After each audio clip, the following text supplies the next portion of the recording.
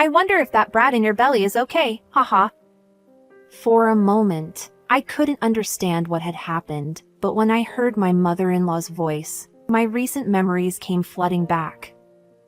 I had come to pick up the gardening tools from the garage, and she had crashed her car into me. What's more, judging from the words I heard, this didn't seem like an accident. What on earth are you doing?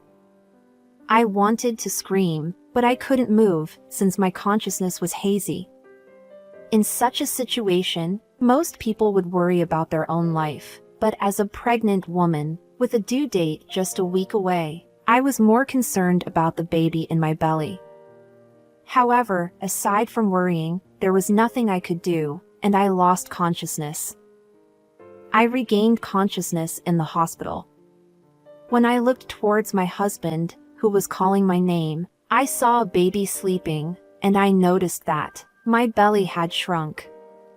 Apparently, I had given birth while unconscious. I was disappointed to have given birth without being aware, but I was relieved that the baby was safe. Furthermore, it seemed like my body was fine, as I was discharged 2 weeks later. However, I couldn't celebrate the safe arrival of the baby and my discharge without reservation. I still had to confront my mother-in-law, so I headed to my in-laws' house in my husband's car. As I seethed with anger inside the car, I spotted my mother-in-law crossing the pedestrian crossing just before we reached their house. She had put my baby in danger, and I couldn't forgive that. I decided that she would have to face the consequences, even if it meant her descent into hell. I am 28 years old and was a full-time housewife until recently when I worked as a company employee. I resigned from my job when I found out I was pregnant.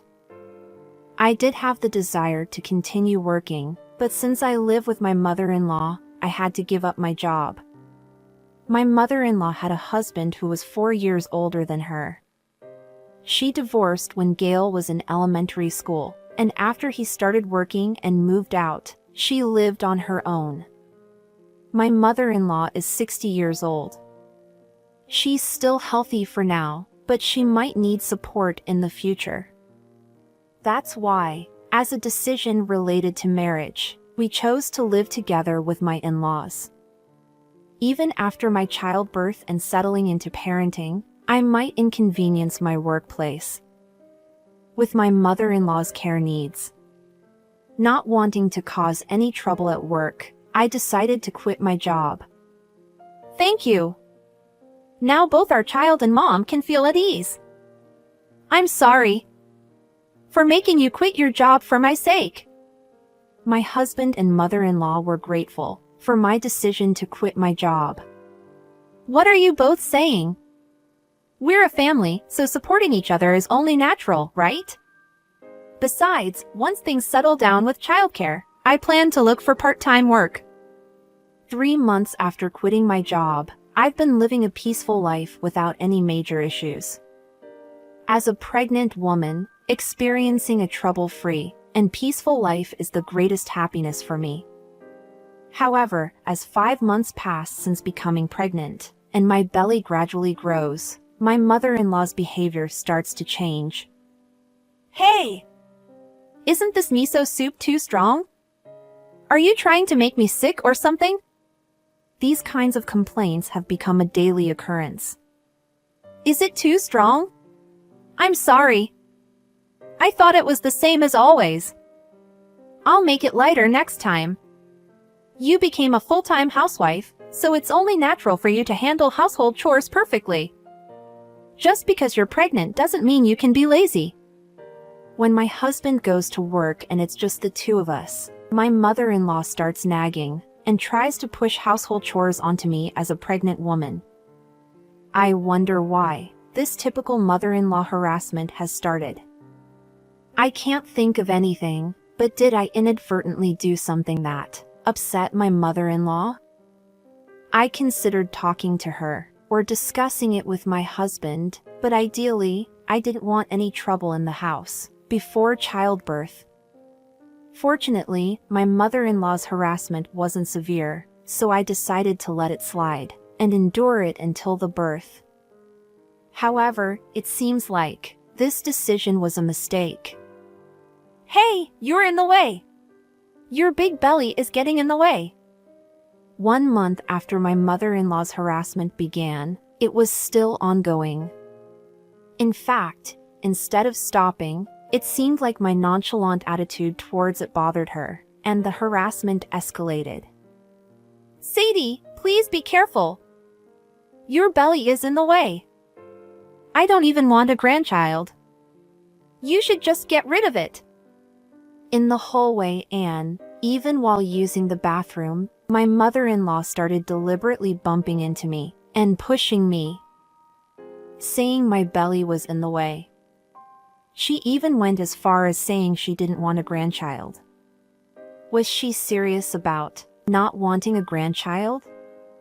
Regardless of her true intentions, if I were to be pushed and fell due to her actions, it could be dangerous. In fact, I had already been pushed by her a few times and almost fell. So, despite enduring it until now, I decided to talk to my husband about my mother-in-law's harassment. My husband did talk to my mother-in-law, but instead of stopping the harassment, she escalated it further, thinking she had been reported. Why should I be resented so much by my mother-in-law, just for seeking help from my husband? Household chores were now completely dumped on me, the nagging increased, and she became more forceful in pushing and bumping into me. I considered having my husband talk to her again, but it could be dangerous to pour fuel on the fire, causing further escalation of the harassment. I couldn't afford for the harassment to escalate further and turn into direct violence. Therefore, I decided to spend the remaining time until childbirth, protecting myself and my unborn baby. 4 months have passed since then, and my due date is just 1 week away. Somehow, I managed to endure the harassment, and it seems I'll be able to give birth. But by thinking that way, I let my guard down. I had been cleaning the garden twice a week. I wasn't cleaning the garden because it was dirty, but rather for some light exercise. The gardening tools like brooms and dustpans are stored in the back of the garage. When I went to the garage to get the cleaning tools, it seemed like my mother-in-law was planning to go somewhere, because she was sitting in the driver's seat of the car. I considered waiting until the car left, but my mother-in-law was rummaging through her bag, showing no signs of starting the car. Therefore, I decided to go and get the cleaning tools. The space between the garage wall and the car was narrow. It might not have felt so tight if my belly weren't so big, but with childbirth looming, it was a bit uncomfortable. I squeezed past the side of the car and retrieved the cleaning tools from behind it. That's when the car's engine started. If she had just waited for me to leave the garage, she wouldn't have to expose me to exhaust fumes and harass me again, I thought.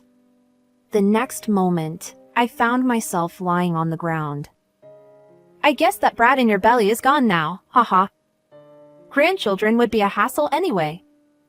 In that fleeting moment, I couldn't understand what had happened, but when I heard my mother-in-law's voice, my recent memories came flooding back. She had reversed the car and rammed into me.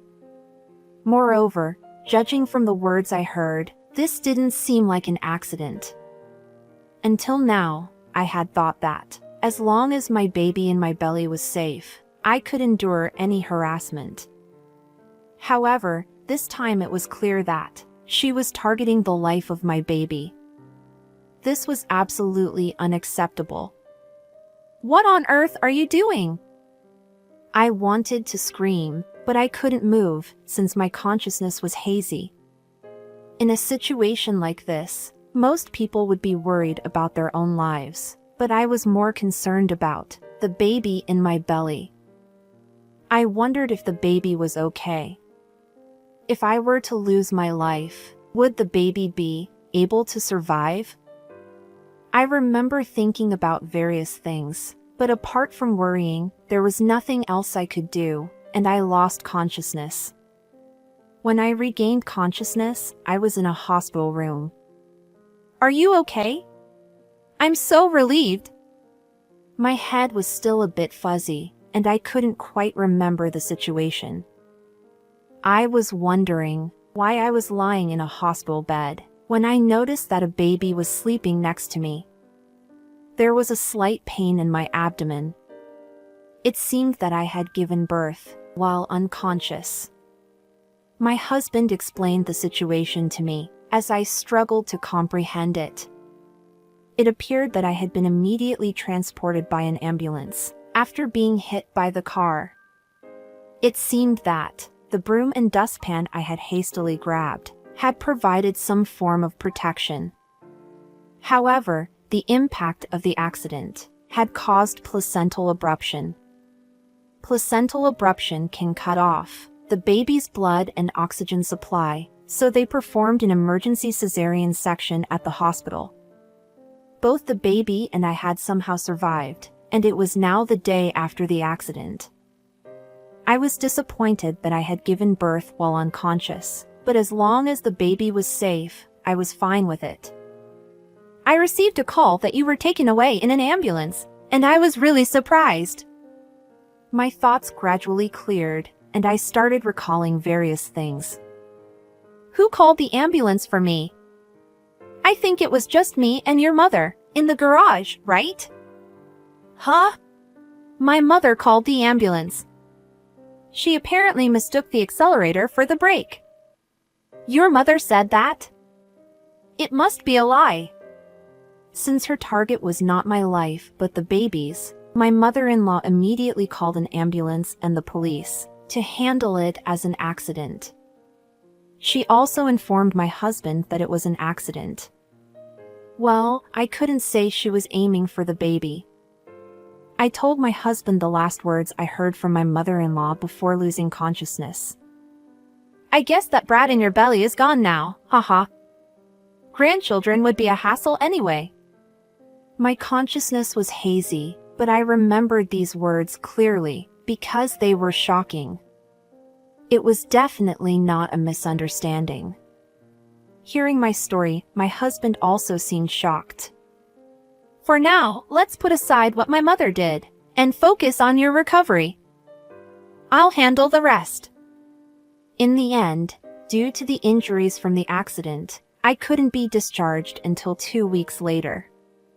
It was considered a relatively fast recovery. During these 2 weeks, my husband and I discussed our future course of action, and he carried out the decisions we had made together. Furthermore, when my husband returns home, he'll have to face my mother-in-law, but we can't let her know about our plans. So, I only informed her about my physical condition, and gave the excuse that, due to the accident, I didn't want to see my mother-in-law yet, to make sure she wouldn't visit. On the day I was discharged from the hospital, I headed to my in-laws' house in my husband's car to confront my mother-in-law. As I seated with anger in the car, I spotted my mother-in-law crossing the pedestrian walkway, just before arriving at my in-laws' house. "I hope she experiences the same thing. Just crash into her already." I wanted to say that, but I couldn't bring myself to do it. My husband noticed my mother-in-law and honked to get her attention. "Hey! Where are you going? I told you to wait at home." "It was faster than I thought, you know? I was planning to go grocery shopping while Gail was at the hospital." "Forget about that. Get in the car quickly. There's something more important to discuss than dinner." I looked at my mother-in-law, and my anger escalated. I hadn't even realized it, but at that moment, my voice was quite loud, and my expression was significantly intimidating. I don't think I've ever expressed such strong anger in my life. My mother-in-law, overwhelmed by my anger, quietly got into the car, and we drove back to my in-laws' house. "We're leaving this house." Once we arrived at my in-laws' house and began our discussion, I immediately confronted my mother-in-law with the conclusion. Wait! What's going on all of a sudden? Are you angry about the accident? It was just a mix-up between the accelerator and the brake. I'm old too, so it couldn't be helped, right? So, you'll forgive me, won't you? That wasn't an accident, it was deliberate, right? You were targeting my baby in my belly, weren't you? I heard your words.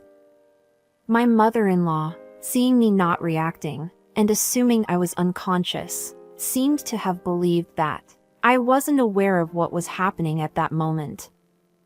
Until now, my husband hasn't conveyed anything to my mother-in-law, except for information about my physical condition, so it was news to me that my mother-in-law knew I was conscious. Clearly, there was a sense of urgency in her expression. You heard my words? But, were you sure that your consciousness was clear? And even if you heard it, there's no evidence, right? There could be the possibility of your misconception, or false accusations, couldn't there? Gail, would you believe such words? Did she think it would be disadvantageous to talk to me? My mother-in-law turned the conversation towards my husband. Mom, haven't you bullied your daughter-in-law before? There have been instances of violent behavior, and you've even told her to get an abortion, right? Are you asking me to believe the words of a mother like that? Why did you dislike me, having a baby so much, Sadie? I asked a question I had avoided until now, to avoid causing any trouble before childbirth. A grandchild is nothing but a burden in terms of time and money. My mother-in-law had been divorced in her younger years, and had raised my husband on her own, so she didn't have much money. With the birth of a grandchild, there would be celebrations for birthdays and other events, which she felt obligated to contribute to as a grandmother. She thought she wouldn't be able to buy things, like school bags or study desks, and that it would make her feel miserable. Additionally, having raised my husband on her own, she didn't want to go through the hardships of childcare again. I had planned to work part-time, once childcare settled down, so she thought I would push the responsibility of taking care of the grandchild onto her. My mother-in-law was happy when she found out about my pregnancy, but as she saw my belly getting bigger, these feelings grew stronger, leading her to engage in bullying. As the due date for the birth approached, my mother-in-law seemed to believe that the grandchild was about to be born. She apparently devised a plan to target the baby's life by driving her car into me. I had decided to do yard work twice a week, so the crime would be relatively easy to commit. I understand your feelings, Sadie. But I will never forgive you for targeting the baby. No matter how much you cry and beg, we will leave. I will go back to my parents' house with the baby, and my husband has already arranged for a weekly apartment, and is preparing to leave this house. Mom, it's unfortunate, but that's how it is. For now, we'll move out of this house, and we've made preparations, until we find a new place. During the 2 weeks we were in the hospital, we prepared to move out of the house. That's right, it's my fault, so there's no choice. I understand. My mother-in-law, knowing that we had already made preparations, gave in without resistance. She seemed to consider our leaving as a way to atone for her actions. However, after being targeted for my baby, I couldn't forgive her with just that. Are you trying to end the conversation by yourself? The conversation isn't over yet. In fact, we're just getting started, you know? What else is there? My mother-in-law seemed unaware that there was more to discuss. You hit me with your car, didn't you? You will pay compensation for that. Compensation? You didn't say anything for 2 weeks, so why now? It's only natural after causing an accident. Did she think nothing would happen if she didn't say anything? There's no statute of limitations for settling traffic accidents. The deadline for claiming damages in personal injury accidents is also 5 years, so it's okay for us not to contact you for 2 weeks. Did you think that because we're family, you could relax? I haven't said anything until now, because I needed to confirm that there wouldn't be any after effects on my body and the baby. Later, a lawyer will contact you, so we won't go into too much detail, but based on the nature of the accident and injuries, the compensation could be around $28,000. My mother-in-law, abandoned by us, was also told that she might have to pay $28,000 all of a sudden. Her face turned pale upon hearing this possibility. My mother-in-law is only covered by mandatory liability insurance, and I know that. The insurance likely covers up to $9,600, so my mother-in-law will have to pay the remaining $18,400 out of pocket. Furthermore, my mother-in-law doesn't have much money. The family lives in a rented house, and her car is a used compact car. She doesn't have any significant assets. Therefore, my mother-in-law will have to find work at the age of 60 to pay off the debt. Given the current situation, it will be tough. At first, I consulted with a lawyer to see if there could be any charges, such as bodily harm or abortion, because my mother-in-law intentionally rammed her car into me. However, it was difficult without evidence. Nevertheless, when I heard about the compensation I could claim, I thought it would be adequate payback, so I decided to pursue a legitimate claim for compensation from the accident. Now, I'll have to live a difficult life on my own, and I can't afford that money. Look, in a few years, I might need home care services. You're leaving the house, but we're still family, right? You won't say something so cruel, will you? Now, my mother-in-law suddenly mentioned the word family. Somebody who tried to harm my baby's life can't be considered family, right? Gail, you won't abandon me, will you? I raised you with all my might. My mother-in-law redirected the conversation from me to my husband once again. I do appreciate you're raising me as a single mother. But Mom, you went too far. I hold more resentment towards you for targeting my child's life than gratitude for raising me. After my husband pushed her away with these words, my mother-in-law fell into a state of shock and stopped talking. Since she stopped speaking, we considered the conversation over and left the house with only the essentials. I felt a little sorry for my mother-in-law, but considering that she had targeted my baby's life, this outcome was her own doing. Until we found a new place, I went to my parents' house, and my husband stayed in a weekly apartment. The day after leaving my in-laws' house, my mother-in-law started calling us. Her messages included requests for forgiveness and pleas for us to return. We had no intention of forgiving her, so we always rejected her words and hung up the phone. However, since she continued to call persistently, my husband and I blocked her calls altogether. My husband didn't tell my mother-in-law the location of his weekly apartment, and I highly doubted that she would come to my parents' house or call me. By eliminating the means of contact between her and my husband and me, my mother-in-law gave up and started looking for work. However, at the age of 60, with limited job options, she initially started working at a nearby restaurant as a part-time employee. However, my mother-in-law, who had poor memory and was slow at work, was treated as a nuisance, and she felt uncomfortable.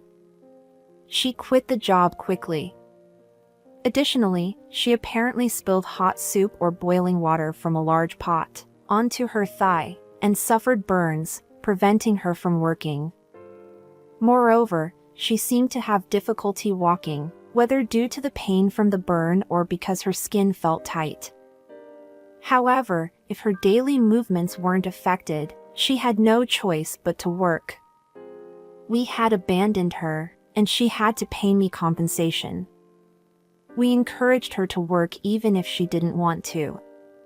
She should accept it, endure it, and once her burns have healed, we hoped she'd find work again. Meanwhile, my husband and I were searching for a new home where we could live with our child. We were debating between renting or taking the plunge and buying a house.